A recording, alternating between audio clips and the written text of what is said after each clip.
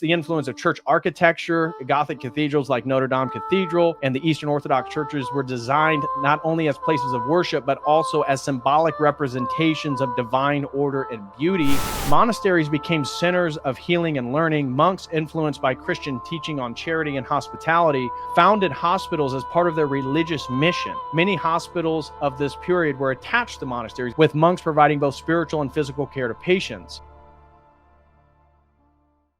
O Lord of hosts, be with us, for we have none other help in times of adversity but Thee. O Lord of hosts, have mercy on us. I put together a document looking at the ways in which Christianity has civilized the world. I've talked before about this book right here, The Silk Road. This is by Peter Frankopan. This is not a Christian scholar. And I've highlighted over and over a section here where he's talking about the formation of faiths in regards to the Silk Road. This book is about the Silk Roads. And there's a paragraph on page 139 right at the bottom where he mentions, unlike other inhabitants of Persia, who wrote one author, the disciples of Christ in Asia did not practice the condemnable habits of the pagan peoples. This was to be welcomed, noted another writer, as a sign of how Christians improved the standards of living in Persia and elsewhere in the East. Persians who have become his disciples no longer marry their mothers, and those in the steppes no longer feed on human flesh because Christ's word, which has come to them. And so I put together a list of, I think, let me see my document. I think it's about 9 ways in which Christianity helps civilize the world. Obviously, hospitals are going to be one of them.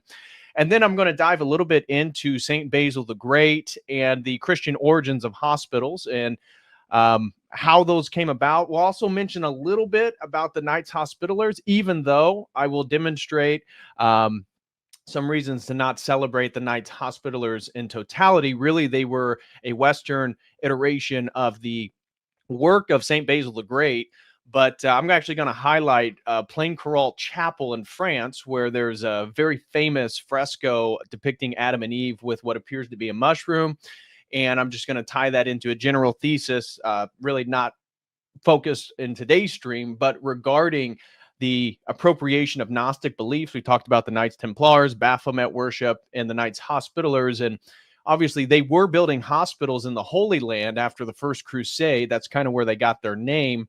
But anyways, I got a little bit of an overview of that, but I put together a document that gives basically a timeline of the Christian origins of hospitals, how they came about, and how they relate to the 20th and 21st centuries, how Christian concepts of healing differed from previous periods, with specific focus on compassion and dignity, the sanctity of the human body, and a holistic approach to healing. This is the document that I put together for today's stream. And we're not going to read the whole thing because I know that's boring for some people. But if you're kind of ahead like me, for me, I like things organized and structured. It helps me learn a topic better. It helps me memorize it more. And so here are just 9 points. Again, as we open the stream with reading from The Silk Roads by Peter Frankopan, certainly not a Christian scholar, but even mentions the civilizing effect that Christ had on the world, and specifically the church that he founded, the Eastern Orthodox Church, Christianity. And so how Christianity civilized the world, here's just 9 quick points that I have. And obviously hospitals and healthcare is here number 2. But the first one is the moral absolutes. Christianity introduced the concept of universal moral standards rooted in the belief of the moral truths that come from God, the 10 Commandments, Jesus' teaching in the Sermon of the Mount, all that. You guys get it. And of course, the sanctity of human life. This is, again, going to be huge in why Christians founded hospitals and not other ancient traditions, because the way that they understood the body was very different. The Christian doctrine that every human is created in the image of God helped elevate the intrinsic worth of each individual. This was revolutionary in the ancient world, where practices like slavery, infanticide, and human sacrifice were very common. And I also highlight the condemnation of practice such as bestiality, homosexuality, pedophilia, and incest. And you can add polygamy to that as well, all of which were condemned by the early church, and was actually one of the reasons why people in the steppes adopted Christianity, because human sacrifice, another one that we kind of mentioned in the previous point, but not this one, that human sacrifice was very common, and eating human flesh was very common. And we know that the people from the steppes, warlords, when they would dominate somebody in battle, they would often cut their head off and then drink out of the skull of the person that they defeated. And it was because of these magical pagan beliefs. They thought that they took in the power of the enemy that they defeated, making them more and more powerful. Well, when Christianity, and this is mostly the Church of the East, which wasn't kind of had some Nestorian Christologies, but one of the reasons why Christianity was so readily adopted by local inhabitants is because it put an end to many of these practices. Early Christian moral teachings based on Jewish law and further developed by church fathers emphasized the sanctity of sexual relations within marriage and the immorality of behaviors like bestiality, homosexuality, pedophilia, and incest, which again were prevalent in various ancient cultures. Then we have humanitarian institutions, another way in which Christianity civilized the world. Hospitals and healthcare. The creation of hospitals is one of the most significant legacies of Christianity. Again, most people aren't even aware of this at all, and many Christians too. Early Christians' commitment to care for the sick and the dying during plagues, combined with the belief in the dignity of all human beings, led to the establishment of hospitals by monastic orders.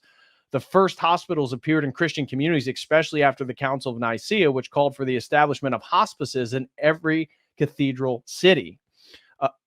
Orphanages and charity, another one. Christianity played a foundational role in establishing and organized charity. Early Christian communities provided for widows, orphans, and the poor. This was an extension of Christ's commandment to love one's neighbor and care for the least of these. Matthew 25:40, I put as a reference. Of course, universities. Now, these come out of, again, monasteries and such, but more in Western Christianity. So this isn't mostly focused on just Orthodoxy, but I just took an overview of Christianity in general and then pulled from multiple sources I found online. Christianity was instrumental in the founding of many of the world's first universities. Institutions like the University of Paris, Oxford, and Cambridge began as Christian schools dedicated to theology, philosophy, and the arts.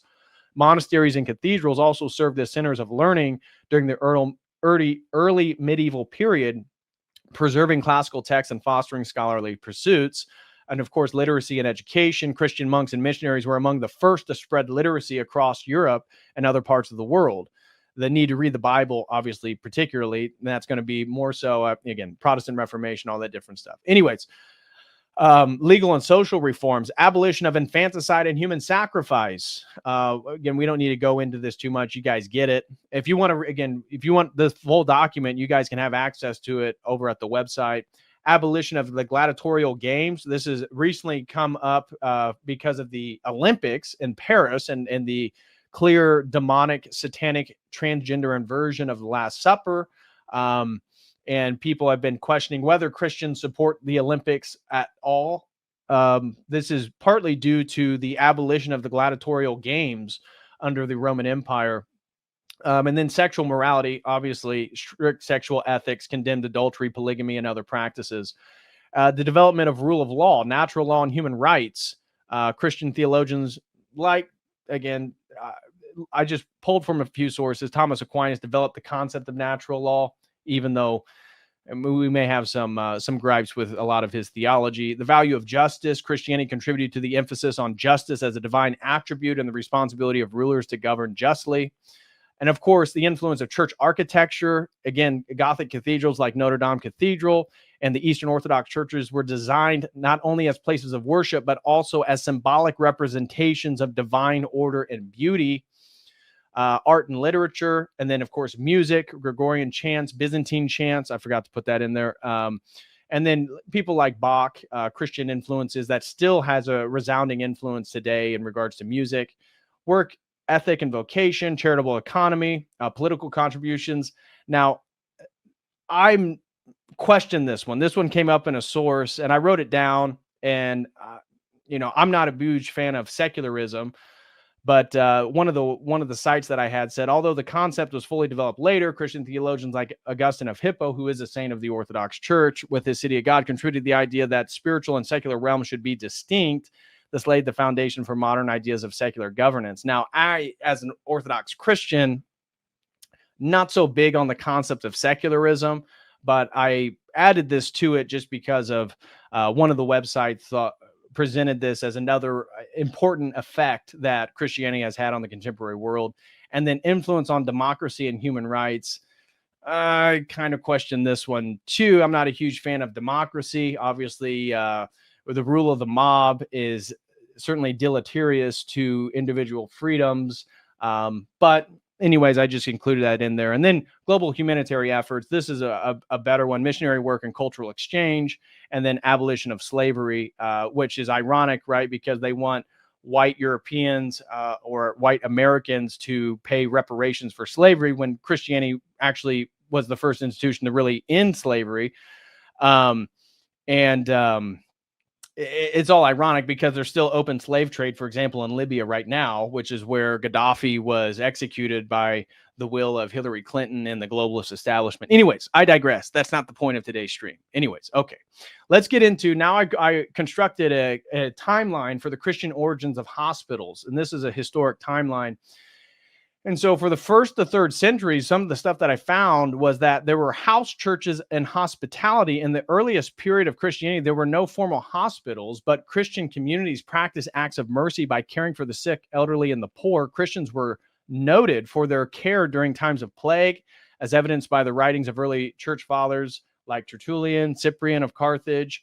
During epidemics, Christians cared for the sick and buried the dead, actions that stood in contrast to pagan practices, and abandoning the ill to protect the healthy. Agape and charity. Early Christians believed that showing compassion and love to the vulnerable mirrored Christ's actions. By the 4th century, here we get St. Basil the Great in the founding of really the first institution of a hospital. And so St. Basil the Great, and I have a section just specifically on St. Basil that I was able to put together. One of the most significant early developments was the creation of large charitable complex by St. Basil in Caesarea, modern-day Turkey, often referred to as basileus. This institution included a hospital, a poorhouse, and a hospice. It was one of the first comprehensive centers where the sick, lepers, and the destitute received care in a communal setting.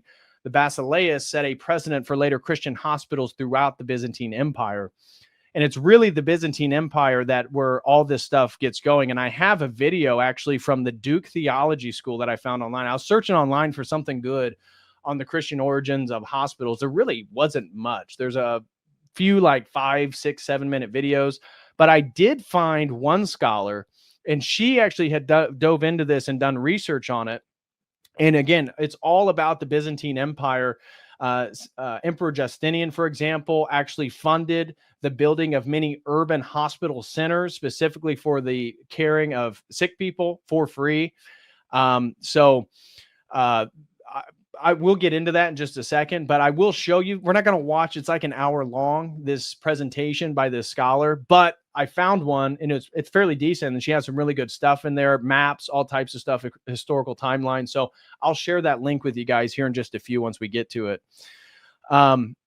And so in the 5th to 8th century, the spread of monastic hospitals. So monastic influence during this period, monasticism played a central role in the development of hospitals. Monasteries became centers of healing and learning. Monks, influenced by Christian teaching on charity and hospitality, founded hospitals as part of their religious mission. Many hospitals of this period were attached to monasteries, as I mentioned in the opening statement there, with monks providing both spiritual and physical care to patients. Byzantine Empire. Hospitals spread widely in the Byzantine Empire, where Christian emperors such as Justinian I supported the establishment of large urban hospitals, often attached to churches or monasteries. These hospitals, staffed by clergy and lay people, provided not only medical care, but also food and shelter. And as I said, looking in, I found one article, and I believe the scholar, if I remember right, I didn't watch the whole thing, but I believe she mentions it as well, that they would offer sacraments to anybody within these, anybody that was a Christian, obviously. But for any of the Christian patients within these centers, that again, it was very spiritually oriented. It was about the restoration of the image of God along with the physical body.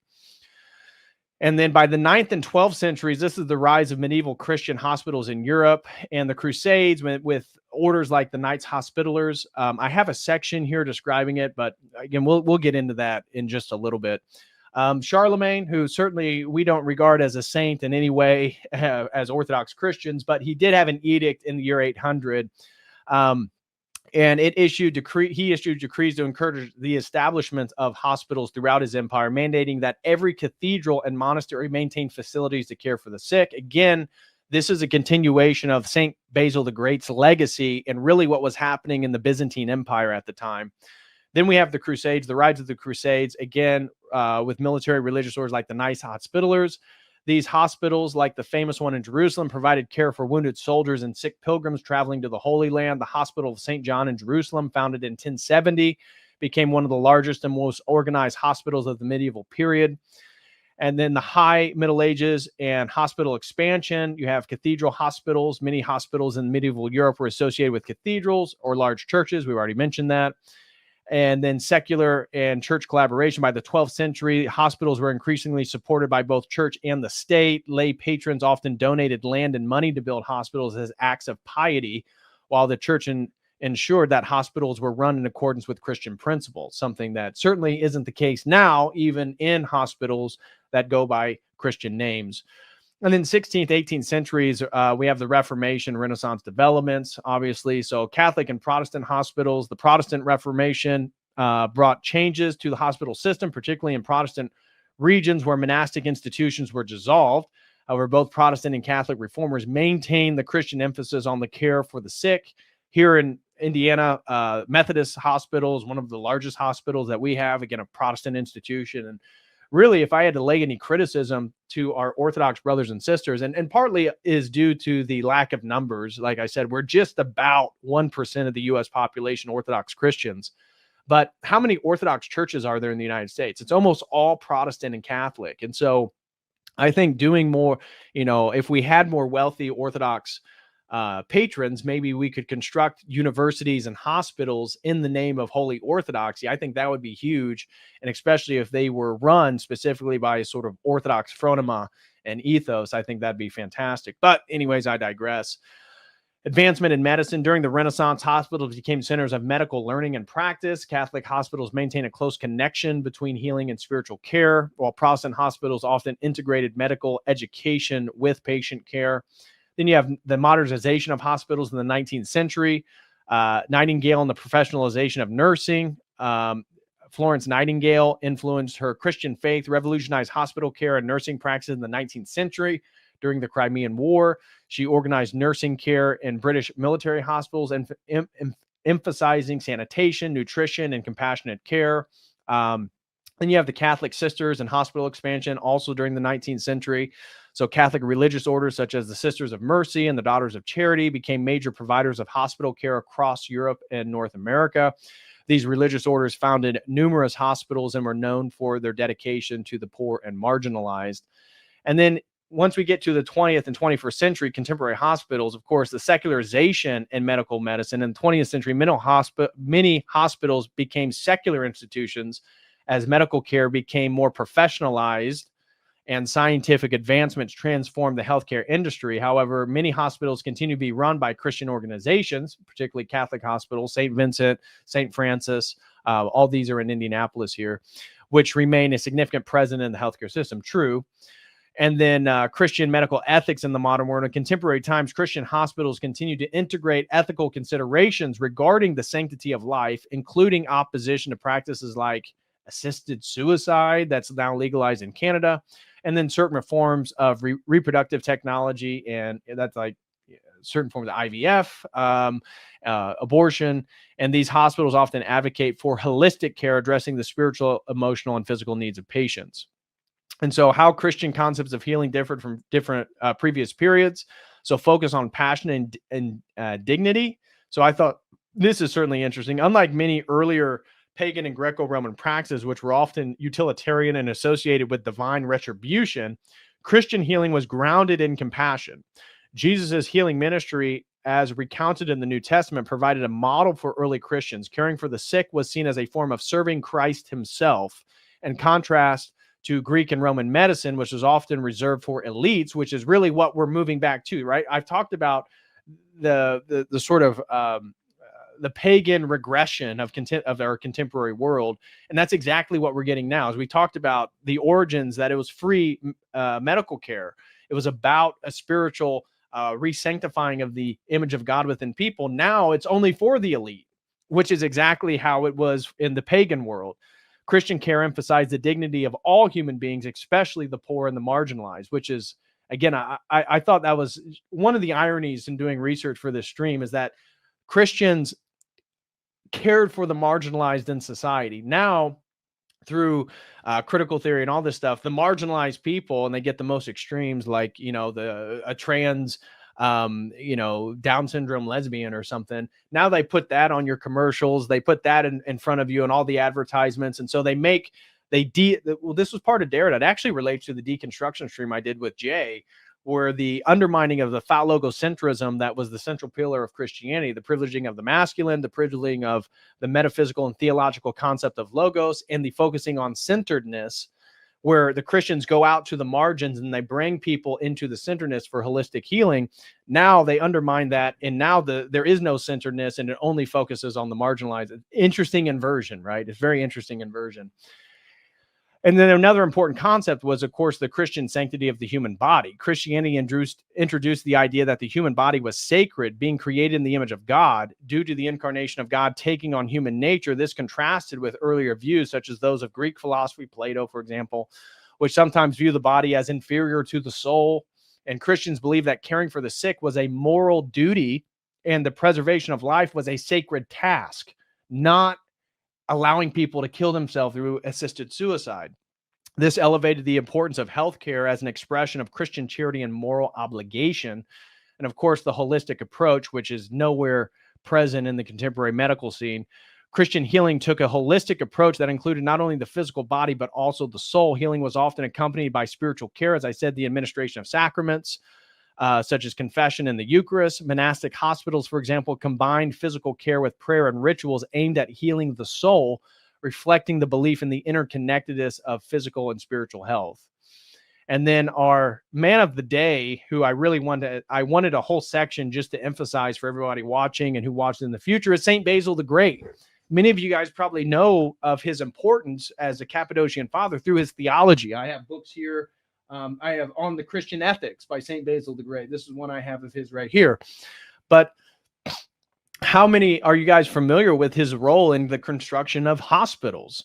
And so St. Basil the Great, obviously, as you already know, is widely recognized as one of the most important figures in the history of early Christianity. Yeah. Okay, you guys get it. But the most significant of his contributions is the establishment of what was often regarded as the first truly organized Christian hospital, known as the basileus, named after him. Here is a detailed description of his contribution. So I put these together. Number one, the creation of the basileus, the first Christian hospital complex. What was the basileus? The basileus was founded around 369 CE in Caesarea, Cappadocia, modern-day Turkey, as a large complex that functioned not only as a hospital, but also as a shelter for the poor, an orphanage, and a hospice for the elderly and travelers. It was one of the first institutions to integrate various forms of social and medical care in one facility, and it was designed to serve the sick, the poor, and the socially marginalized, those who had nowhere else to turn for help. And it was an integrated care model. Oh, I meant to put that there. St. Basil's vision for the basileus was revolutionary for its time. The facility provided both medical care and spiritual support, reflecting his belief that health involved the whole person, the body and the soul. A la the name for today's stream, Healing Body and Soul. This holistic approach, which considered the physical, emotional, and spiritual needs of the patient, became the defining feature of Christian hospitals in the centuries that followed.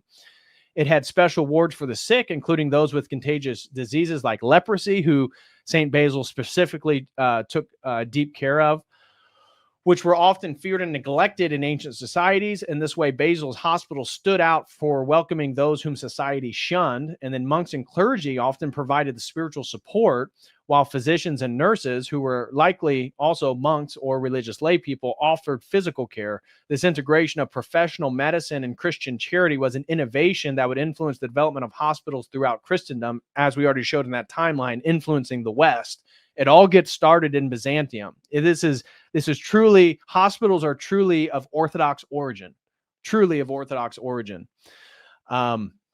And then the inspiration from Christian teachings, Christian charity, and the mandate of healthcare. Basil was deeply influenced by the Christian teaching that caring for the sick and poor was a moral obligation, in his famous sermon on social justice, which you might be able to find online, but I think if you they sell that book, I believe, on Amazon. I think it's Vladimir's Press. Don't hold me to it. I do see it. I don't have it though, but I did read aspects of it online. So I think there's ways you can get a hold of parts of it.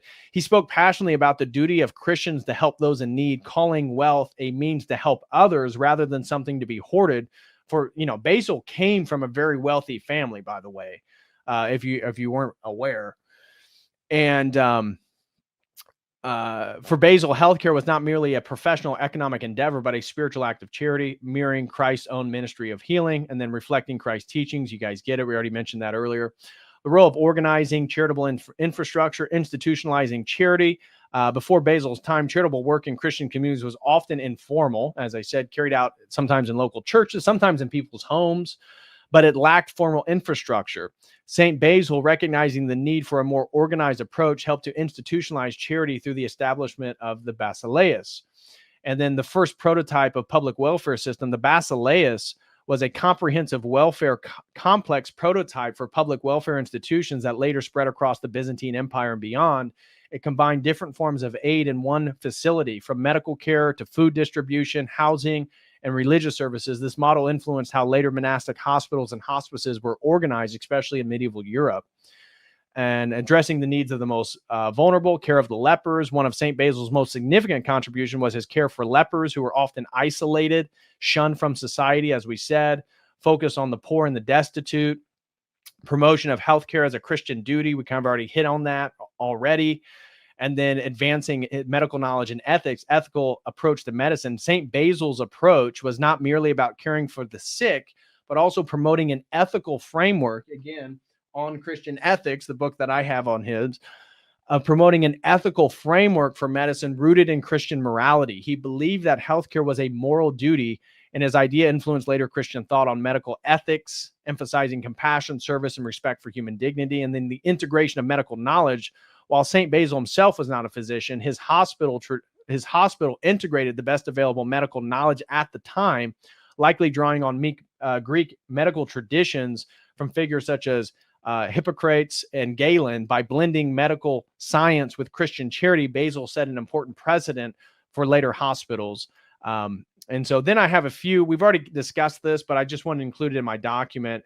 Again, failures of contemporary medicine, obviously influence of big pharma, profit-driven motives, conflict of interest, opioid epidemic, reductionism and symptom management, focus on symptoms, not root causes, over-reliance on diagnostic technology, thinking of MRI scans, blood tests, all this different stuff.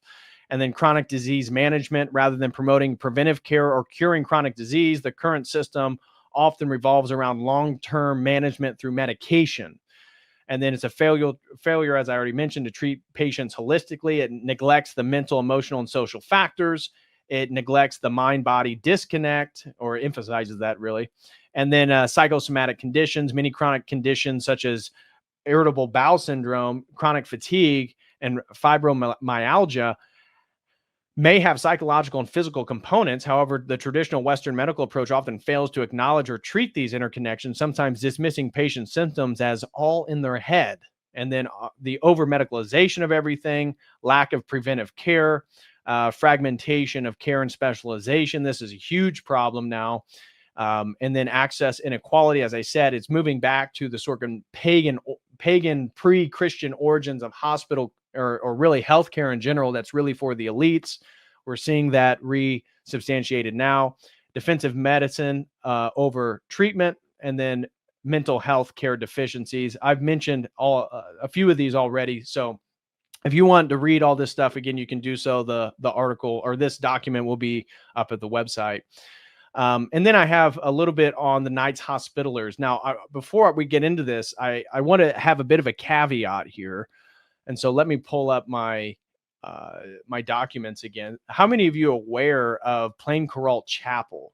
So I mentioned it before, and this is where I'm going to highlight the history of the Hospitallers. But Plain Corault Chapel is a chapel, a 12th century chapel that was built by them, okay, in France.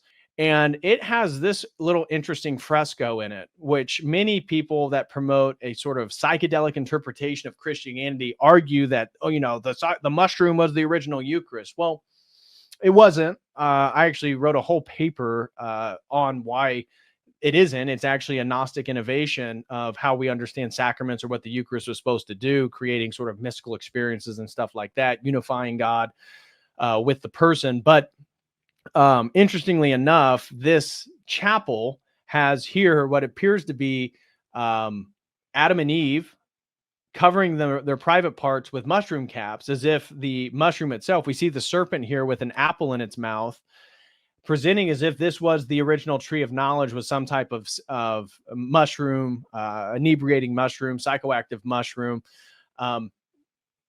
So interesting nonetheless. But as I've wrote about in another paper, this is actually tied with the innovation of like Gnostic heresies coming from the East, places like Bulgaria with the Bogomils, the Paulicians in Armenia, the Tondrakians in Armenia.